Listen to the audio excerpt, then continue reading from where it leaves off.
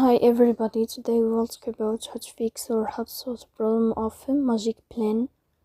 You will enter to settings. In this page you will go to apps, default apps, app settings.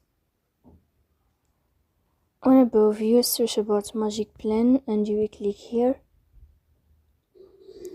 In this page of app info you will click on first stop and you will click OK. Here you will enter to the window of storage.